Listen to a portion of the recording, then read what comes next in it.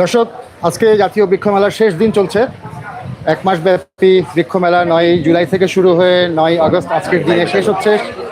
সব দিকেই শেষ মুহূর্তের কেনাকাটা চলছে, স্টল খানো চলছে। তো আজকে আসলে আর কোনো নার্সারির রিভিউ বা ভিডিও দেখাবো না। বাংলাদেশের সবচেয়ে পুরনো নার্সারি বরিশাল নার্সারির ইব্রাহিম ভাইয়ের সাথে কথা বলবো। ভাই, আসসালামু আলাইকুম। ওয়ালাইকুম সালাম। ভাই ভালো আছেন? জি ইব্রাহিম ভাই, আপনার নার্সারিটা বাংলাদেশে সবচেয়ে পুরনোদের মধ্যে অন্যতম। তো আপনাদের কাছ থেকে নতুন জেনারেশনের যারা আছেন তাদের কিছু গল্প শোনাতে চাই। জাতীয় বৃক্ষ মেলা প্রথম কবে বাংলাদেশে শুরু হয়েছে? বৃক্ষ মেলা আসলে শুরু হয়েছিল 1994 সালে। সেখান থেকে শুরু, আস্তে আস্তে এই যে বিজয় সরণির যে মাঝখানে যে ইয়েটা, ওখান থেকে আসলে বৃক্ষ মেলাটা শুরু। তা ওর থেকে আমরা এই মেলায় আসলে অংশগ্রহণ করে আসছি। তা আমরা 1996 সাল থেকে পুরস্কার পেয়ে আসছি। এই থেকে ধারাবাহিকতা আসলে চলে আসছে 2025 সাল পর্যন্ত। আমি 31 বার মেলায় অংশগ্রহণ করার মধ্যে 26 বার পুরস্কৃত হয়েছি এবং মাননীয় প্রধানমন্ত্রীর জাতীয় পুরস্কার 2006 সাল। আর যখন শুরু করেছিলেন তখন কতগুলা নার্সারি মেলায় অংশ নিয়েছিল? যখন শুরু করেছি প্রথম বছর আসলে 40-41টার মতো নার্সারি অংশগ্রহণ করেছিল। দ্বিতীয় বছর 1995 সালে 47টা, তারপরে 1996 সালে আপনার 53টা নার্সারি অংশগ্রহণ করছে। এই অংশগ্রহণকারী যে প্রথম পর্যায়ের নার্সারিগুলো, তার ভিতরে বরিশাল নার্সারি, কৃষিবিদ উপকরণ নার্সারি, গাজীপুরের একটা মুরব্বী আছে, বনরূপা নার্সারি ও আছে, তারপরে আপনার আর দুই একটা হয়তো নার্সারি এখন আছে। আর এখন যে নার্সারিগুলো আসলে অংশগ্রহণ করছে ম্যাক্সিমাম তার পরবর্তী সময় 96 পরবর্তী সময় থেকে অংশগ্রহণ করে আছে। কেউ 96 থেকে 97, কেউ 2000-এর পরে আসলে অংশগ্রহণ করে আছে। আমরা অনেক পুরাতন হিসেবে আছি এখানে। প্রথম দিকে যে আসলে বন বিভাগ বৃক্ষমেলা আয়োজন করে, তখন আসলে তারা গাড়ি ভাড়া পর্যন্ত দিয়ে আমাদের নিয়ে আসছে আসলে মানুষকে উদ্বুদ্ধ করার জন্য। এই যে বৃক্ষ রোপণের প্রতি আসলে মানুষ তখন তো বৃক্ষরোপণের প্রতি অত আগ্রহ বা এই ধরনের ইয়া ছিল না। আমরা তখন ইয়া করি, কয়েকটা ইনডোর প্লান্ট এবং ফল জাতীয় এবং বিশেষ করে কাঠের ভ্যারাইটি নিয়ে আসলে শুরু হয়। এবং কিছু ভ্যারাইটি তখন বিদেশ থেকে আসতেছে এরকম 96 সালে যেরকম থাই পেয়ারা, থাই কামরাঙ্গা, এই ধরনের দুই একটা ভ্যারাইটি নিয়ে আসলে শুরু হয়েছিল। এবং জামরুল, থাই জামরুল যেটা, এই ধরনের কয়েকটা ভ্যারাইটি। তারপর আমাদের যে দেশীয় কিছু ভ্যারাইটি আমরা আচ্ছা, দেখতে দেখতে তো 30-32 বছর পার হয়ে গেল। তো সেই পুরনো নার্সারিগুলোর মধ্যে অনেকেই আজকে নেই, নাম পরিবর্তন হয়ে গেছে বা ব্যবসা শেষ হয়ে গেছে। বরিশাল নার্সারি অন্তত সুনামের সঙ্গে আজও টিকে আছে। তো আমার দর্শকরা আসলে একটা কমপ্লেন সবসময় করে, জাত নিয়ে তারা ঠকে, দাম বেশির কারণে ঠকে। তো যে কারণে আসলে সব নার্সারিকে আমি বলি যে আমার দর্শক যারা আছে, যারা আমার ভিডিও দেখে বিশ্বাস করে গাছ কেনে, নার্সারি কর্তৃপক্ষ যাতে তাদেরকে না ঠকায়। তো বর্তমান প্রজন্মের ব্যবসায়ীদের উদ্দেশ্যে তাদের অবস্থা কি মনে হয় আপনার? তারা কি সঠিক পথে আছে? বর্তমান প্রজন্মের যারা ব্যবসায়ী আছে, আসলে আমি বলবো যারা আসলে সঠিক পথে থাকবে তারাই আসলে ভবিষ্যতে টিকে থাকতে পারবে।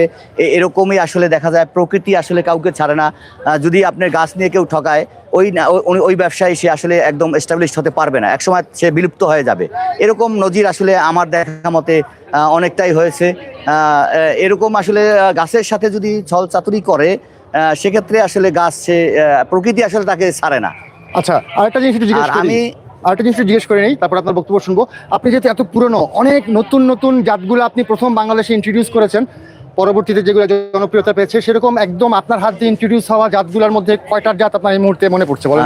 আমার আসলে জাতের ভিতরে অনেক ধরনের জাতি আছে। ধরেন সিডলেস পেয়ারা বলেন, তারপর চিয়াংমাই ম্যাঙ্গো বলেন, থাই কাঁচামিঠা আম বলেন, তারপরে থাই লম্বা যে সফেদা এগুলা, তারপরে আরো অনেক চিয়াংমাই শ্রীমুয়াং, তারপরে আপনার জিন্টার লং, এই ধরনের, তারপর ডুকু, এই ধরনের অনেক ধরনের গাছ আমরা আসলে পরীক্ষামূলক নিয়ে প্রথম পর্যায়ে ধরেন আমি বিদেশ থেকে নিয়ে আসি। প্রথম সার্ভাইভ করাই কষ্টসাধ্য ছিল। তারপর আস্তে আস্তে দেখা যায় আমি যখন ফলন আসে আমার গার্ডেনে, আমি 2-3 বছর ফলন দেখে তারপরে বাজারজাত শুরু করেছি।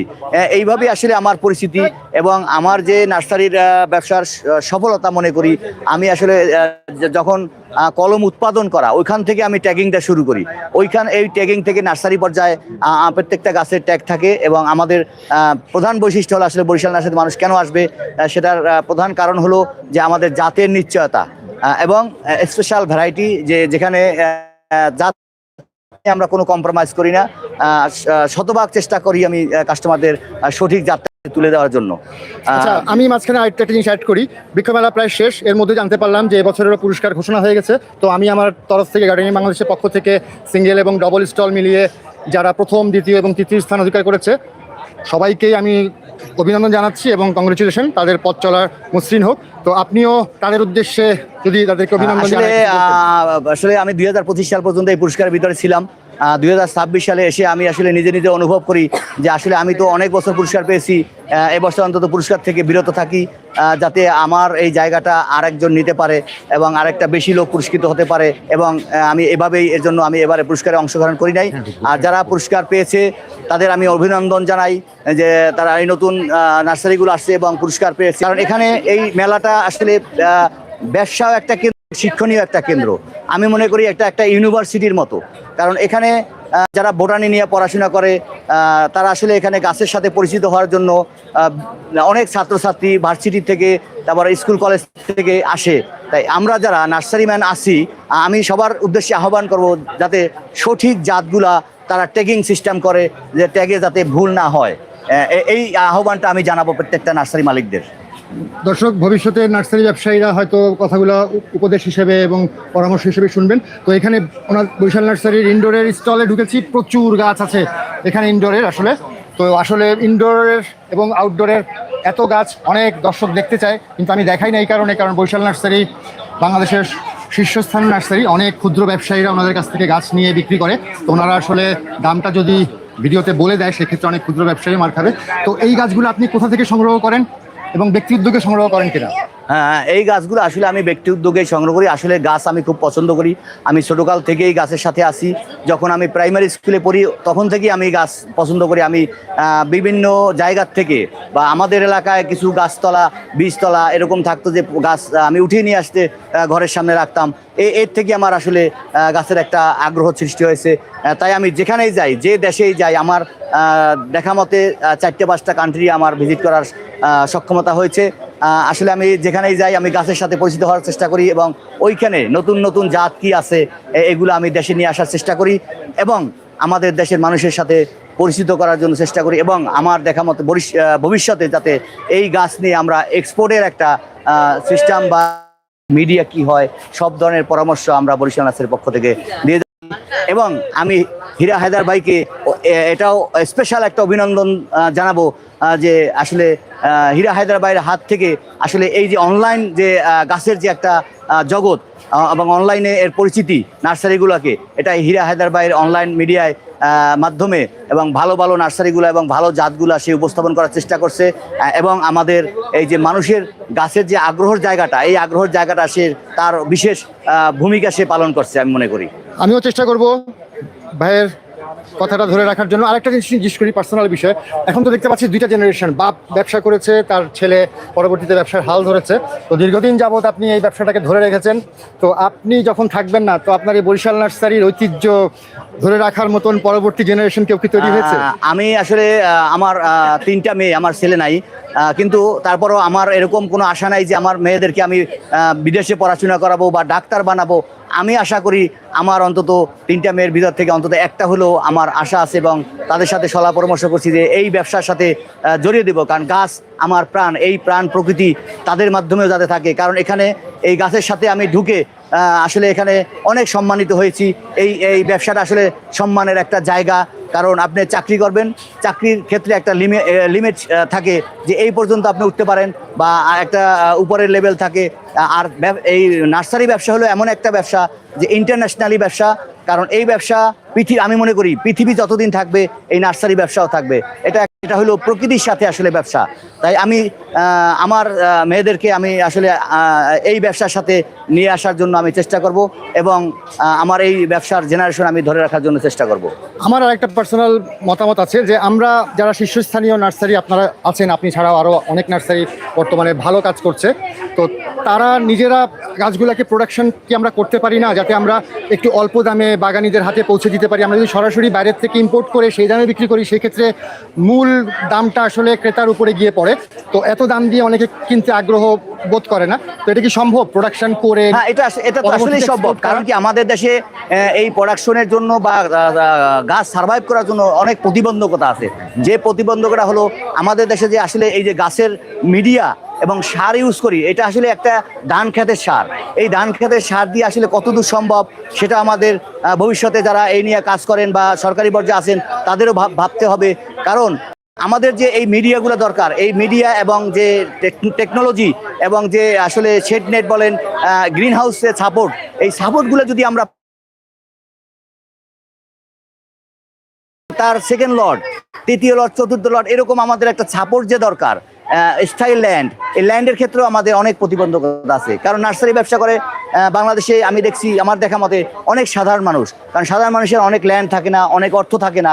এখানে আরও শিক্ষিত মানুষ এবং উচ্চ বিত্ত মানুষ এই ব্যবসার সাথে জড়িত হতে হবে। কারণ আমার দেখা মতে ধরেন ভারতের মহারাষ্ট্রে এবং থাইল্যান্ডে, সিঙ্গাপুরে, মালয়েশিয়াতে দেখছি যে আসলে এই যারা ব্যবসা করে অনেক শিক্ষিত পার্সন, এবং চেইনটা ধরে রাখার জন্য, যে সাপ্লাই ধরে রাখার জন্য যে ল্যান্ড দরকার, যে পরিমাণে সাপোর্ট দরকার, এই ধরনের সাপোর্ট যদি আমরা পাই তাহলে আমি মনে করি সাথে এটা এক্সপোর্ট করে বৈদেশিক মুদ্রা অর্জন করা অবশ্যই সম্ভব। তবে আপনার এখানে আরো প্রতিবন্ধক আরেকটা বিষয় করি, আপনি ব্যক্তিগত পর্যায়ে হয়তো আগ্রহী, চেষ্টা করছেন, কিন্তু এটার পাশাপাশি সরকারের তরফ থেকে কোনো উদ্যোগ বা সাহায্যের কি প্রয়োজন পড়ে না? অবশ্যই দরকার।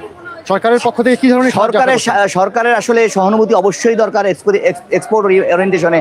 যেরকম আমাদের একটা গ্রিন হাউস তৈরি করতে আমাদের সিল পলি লাগে, শেড নেট লাগে। এই শেড নেটটাও বাহির থেকে ইম্পোর্ট করতে হয়, আমাদের দেশীয় কোনো প্রোডাক্ট এরকম নাই।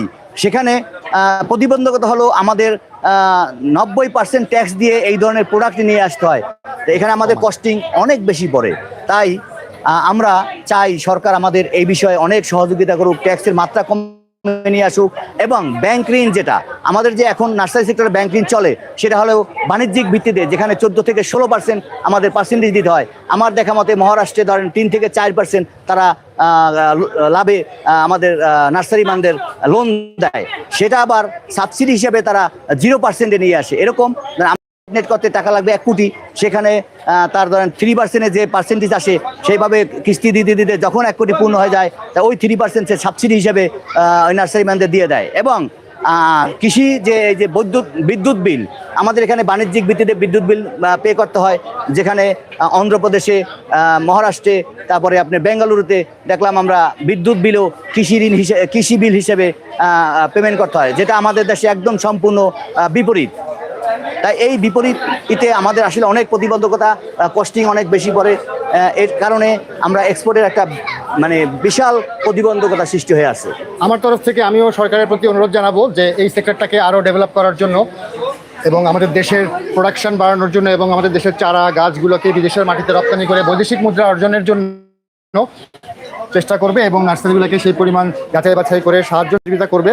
কারণ সেই ক্ষেত্রে যেটা উপকার হবে, আমাদের ফরেন রেমিটেন্সও বাড়বে, এবং সেই সাথে যারা রিয়েল বাগানি আছে তারা। এবং বিশেষ করে আরেকটা বিষয় আমি বলবো যে আসলে এই নার্সারি সেক্টরটা অনেক বড় হয়েছে বাংলাদেশের। আমাদের জানামতে, আমাদের সংগঠনের জানামতে 20,000-এর উপরে নার্সারি আছে। এখানে 20,000 নার্সারি থাকলে কয়েক লক্ষ লোকের কর্মসংস্থান, এবং এই কর্মসংস্থানের সাথে সাথে দেখেন গাড়ির ড্রাইভার বলেন, গাড়ির মালিক বলেন, ভ্যান চালক বলেন, তারপরে মাটি সাপ্লায়ার বলেন, টপ উৎপাদনকারী প্রতিষ্ঠান বলেন, এর সাথে অনেক আসলে ওরিয়েন্টেশন জড়িত। সেখানে প্রায় আমি মনে করি যে 5 লক্ষের মতো বাংলাদেশে কর্মসংস্থান সৃষ্টি করেছে এই নার্সারি সেক্টর। তাইলে আপনারা জানেন যে নার্সারি সেক্টরের জন্য সরকারের কি ধরনের ভূমিকা নেওয়া উচিত। এবং আমাদের এই নার্সারি সেক্টরটা হর্টিকালচার একটা উইং আছে, এই হর্টিকালচার উইং আমি মনে করি যে রেজিস্ট্রেশনের ব্যবস্থা করেছে, এই রেজিস্ট্রেশনগুলো আরও ব্যাপক হারে সহজে দেওয়া উচিত এবং একটা নীতির ভিতরে নিয়ে আসা উচিত। এবং আমাদের তাদের যে সারের যে সহযোগিতা বলেন, অন্যান্য স্ট্রাকচারের যে সহযোগিতা বলেন, তারপর শেড নেটের ব্যাপারে বলেন, পলি হাউস বলেন, এক্ষেত্রে বিশেষ তারা সাহায্য সহযোগিতা করতে পারে আমি মনে করি। আপনার নার্সারির মূল প্রোডাকশন সেন্টার এবং ব্রাঞ্চগুলো কোথায় কোথায় আছে? আমার আসলে মেইন প্রোডাকশন এরিয়া হলো বরিশালের স্বরূপকাঠিতে। সেখানে আমার 10 একরের মাদার প্ল্যান্ট এবং উৎপাদন কেন্দ্র এবং পরীক্ষা কেন্দ্র আমি বলবো জাম প্লাজা। এবং আমি গার্ডেনিং বাংলাদেশকে আহ্বান, যাতে এই ধরনের ভালো যারা কাজ করে, ভালো মানুষকে দেওয়ার চেষ্টা করে, ভালো যে প্রোডাক্টগুলা, ভাই আপনি এই ধরনের নার্সারিগুলোকে আপনি হাইলাইট করেন এবং আর যারা কিছুটা এদিক সেদিক করে তাদের উৎসাহিত করেন যে আসলে আপনি যদি সঠিক প্রোডাক্ট আপনি মানুষকে পৌঁছাইতে না পারেন আপনি একদিন বিলীন হয়ে যাবেন, কারণ ভালো দিলে আপনি ভবিষ্যতে টিকে থাকতে পারবেন। এই আহ্বানটা আপনার মাধ্যমে আমি জানাইলাম, যাতে আপনিও এটা নিয়ে কাজ করেন, আমার যেখানে কাজ করার আমি আল্লাহর রহমতে সেটা নিয়ে কাজ করব। আমিও ব্যক্তিগতভাবে যাদের নার্সারির ভিডিও করি, প্রোডাক্ট দেখাই, তাদের সবাইকেই বলি যে আপনারা কাস্টমার ঠকাবেন না। এটা পরবর্তীতে আমার কানে যখন কমপ্লেন হিসাবে আসে আমি তাদেরকে সতর্ক করি, এবং যখন তারা কথাটা শোনে না একটা পর্যায়ে আমি তাদের ভিডিও করার সত্যিতে বন্ধ করে দিই, ব্ল্যাক লিস্টেড হয়ে যায়। আমিও চাই না যে আমার ভিডিও দেখে কেউ প্রতারিত হোক। আর বরিশাল নার্সারির ইব্রাহিম ভাইকে অসংখ্য ধন্যবাদ। আপনাকেও ধন্যবাদ। বিশেষ করে আমি লাস্ট পর্যায়ে একটা বিশেষ আহ্বান জানাবো, যদি আমার কথার ভিতরে বা কারো খারাপ লেগে থাকে ক্ষমা সুন্দর দৃষ্টিতে দেখবেন, কারণ এই সেক্টরকে আমি ভালোবাসি, গাছকে ভালোবাসি। এই ভালোবাসার খাতিরে হয়তো তার বিপক্ষেও যাইতে পারে, কেউ ক্ষমা সুন্দর দৃষ্টিতে দেখবেন, বিপক্ষ নেবেন না। আমার হয়তো সহকারী বা আপনাদের একজন এই নার্সারি সেক্টরের লোক হিসেবে আমাকে ক্ষমা সুন্দর দৃষ্টিতে দেখবেন, এবং সবাই আমরা মিলেমিশে যাতে এই ব্যবসাটাকে আরও উন্নত প্রযুক্তি এবং সব কিছু মানুষের দুয়ারে পৌঁছে দিতে পারি, মানুষকে ভালো ভালো জিনিস উপহার দিতে পারি, দেশকে উপহার দিতে পারি। এবং এই নার্সারি সেক্টরটা আমি বলবো আমাদের বেঁচে থাকার জন্য এই নার্সারি সেক্টরকে জাগিয়ে তোলা উচিত। ধন্যবাদ। আমিও একই মতে বিশ্বাসী। আমিও সারা জীবন মিডিয়াতে কাজ করে এই শেষ বয়সে আসলে এই সেক্টরটাতে কাজ করছি। আমি কোনো কৃষিবিদও না, কোনো বিশাল বড় বৃক্ষপ্রেমীও না। আমি জাস্ট বাগানি এবং ক্রেতাদের মাঝখানে সেতু বন্ধন হিসাবে কাজ করতে চাই। কিন্তু সেই ক্ষেত্রেও দেখলাম গত 5-6 বছরে বিভিন্ন নার্সারির শ্যুট করতে গিয়ে ভালো মানুষও যেমন পেয়েছি, তার থেকে বেশি পেয়েছি খারাপ মানুষ, যারা সামান্য কিছু লাভের জন্য দর্শককে ঠকাচ্ছে, ক্রেতাকে ঠকাচ্ছে। শত অনুরোধ করার পরেও তারা সংশোধিত হচ্ছে না, যে কারণে অনেক নার্সারিকে আমি ব্ল্যাকলিস্টেড করে দিয়েছি বা তাদের ভিডিও ভবিষ্যতে করব না, কারণ দর্শকরাই আমার কাছে সব। কারণ এটার দায় আমার উপরে বর্তায়। আর অনেকেই রিকোয়েস্ট করে বরিশাল নার্সারির ভিডিও করার জন্য, কারণ সঠিক জাত এবং সঠিক ন্যায্য দামে কেনার জন্য সবাই বরিশাল বা শীর্ষস্থানীয় নার্সারিগুলোর প্রতি এখনও বিশ্বাস ধরে রেখেছে। তো মেলার আজকে শেষ দিন, 1 মাস ব্যাপী মেলা শেষ হয়ে গেল, তাই আজকে আর কোনো নার্সারির ভিডিও করলাম না।